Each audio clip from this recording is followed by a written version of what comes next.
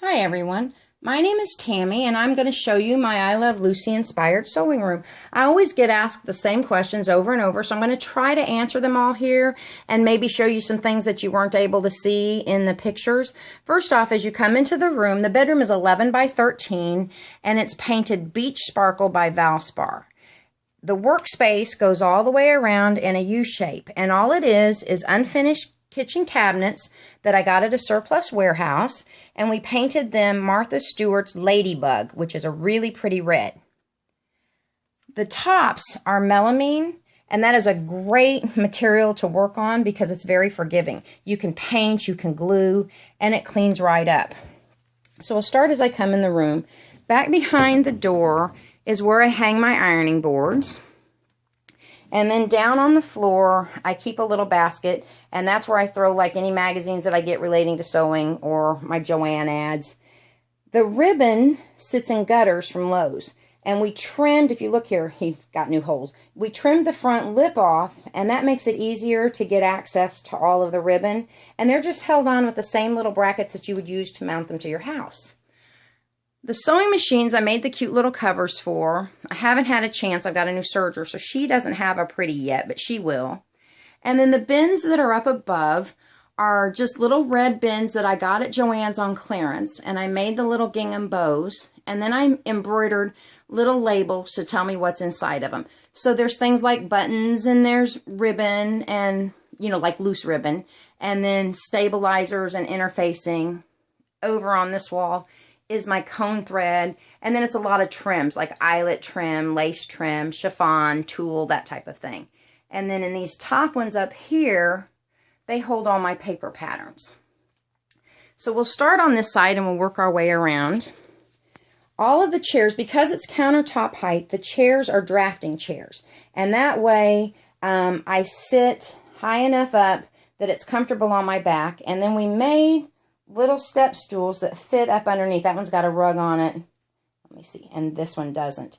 But that's for my pedal to sit on or my feet to rest on. I iron on this side, or I can paint or do whatever it is I want to do. This is a pretty nice clear side. Back behind, because this doesn't have a cabinet back in the corner, he's got a 4x4 post holding up that back corner. And then he also ran a 2x4 up along underneath, and that kind of holds it, and he just left some gaps for the cords to go through, and that kind of holds it steady right up against the back and doesn't allow it to bow. I have a little step ladder because sometimes I need to get up high and I don't want to drop something on my head. Those rolls of cone thread are pretty heavy. What room would be complete if you're going to do I Love Lucy and not have Lucy in her Paris gown? The feed sack and the burlap bag. So I loved that episode. One of the changes that we made was I did OT lights, and these are great lights because they come right out over the workspace. And we took just a piece of wood, and he sanded it down for me, and then I covered it with a red and white striped fabric, and we clipped the lights to it. And then I also keep a big set of binder clips, so if I have a pattern or something that I'm looking at, I can clip it right to that bar right in front of me. And the bar sits right in front of where the window opens and closes, so you don't see it from the outside. The sewing machine sits on yoga mat, and I've got a little thin one that I keep there all the time, and then I've got big thick yoga mat that I cut that is the same size as underneath each machine, and that kind of cuts down the noise and vibration. I keep a little bowl next to me when I'm sewing, and that's where I throw all of my thread and scraps and stuff. Instead of just tossing it on the floor, I keep it there. This is another little OT light. I got it on clearance at Walmart, I think for like $15. And it's great because that's everything that I always need right at hand. And then in the drawers next to where I work is all of my stuff, rotary cutter, scissors, and I used a kitchen utensil organizer. And then I've got little baskets that hold my needles. This drawer has all of my bobbins, and this one is just miscellaneous stuff. Over on this side would be what I would call my junk drawer, and I keep the little pieces to the little mini vacuum I have, scissors, marking pins, more clips. This one has all of my elastic. Who in their right mind needs that much elastic, honestly? This one down here holds all of my stuff from my printer. And then, oh, that one's heavy, just paper. So we'll come around to this side. That's my printer. All of my fabric is folded over a cutting board and then slid up onto the shelves.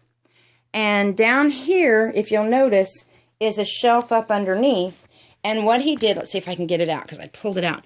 It's on caster wheels and it pulls completely out so that you have complete access to it. It can come all the way out into the room. And this is the same shelving that is on the walls. And all he did was he used L brackets and he put it together and put it on the heavy duty casters. This is the cutting board that I use to fold, and it's also what I use if I want to get fabric down. So how I do it is I just take the cutting board, it's only me here today, and I'll slide it under the piece that I want. Let's see. And then I can lift the piece out. And then when I'm done, I just put it back on the cutting board. And I can put it right back up where it goes.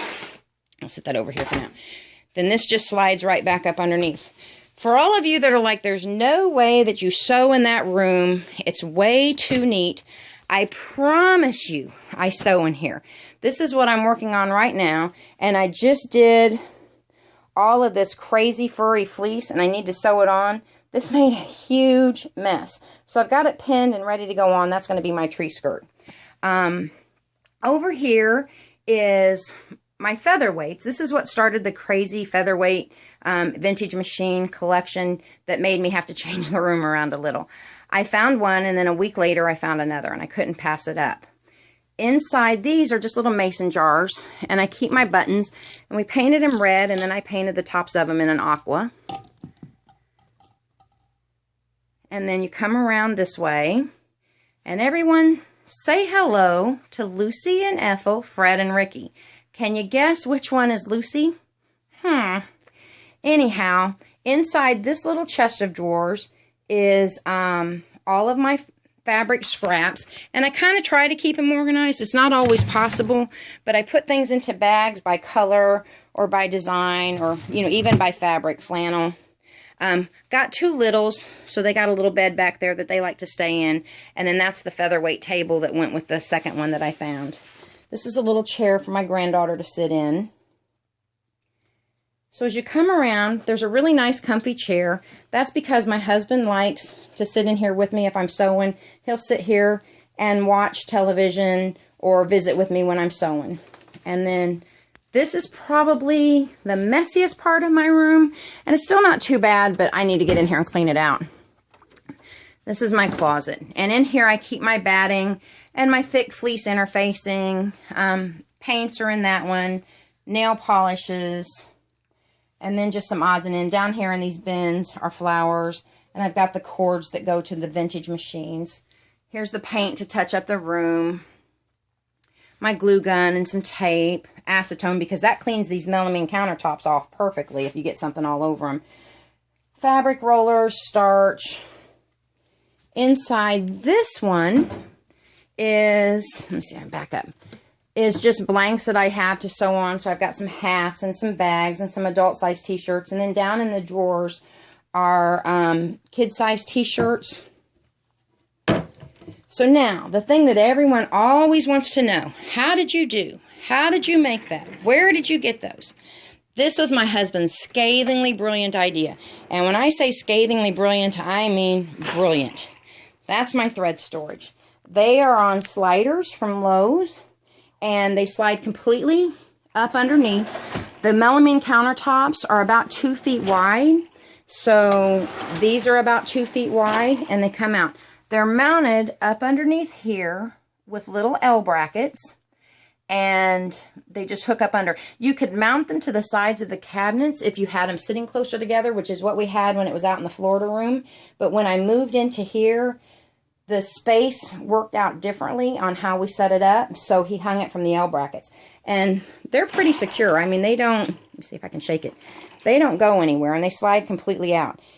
How he did this was he took a piece of plywood and he painted it, and then he took pegboard and he marked every other hole of the pegboard, and he drilled up, and he put little bolts with little nuts, and it holds the thread and keeps it from sliding all over the place. So that's how he did these.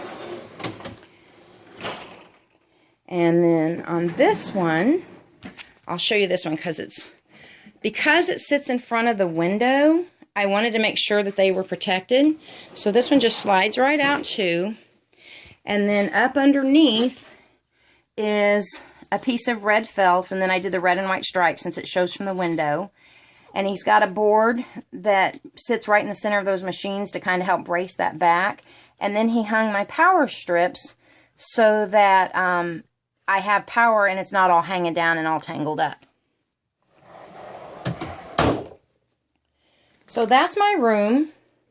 I really hope you've enjoyed my tour. And if you have any questions, please feel free to ask. My email address is angelparamedic62@gmail.com. And I'll answer anything I can to help you out. I hope you all have a nice day and happy sewing.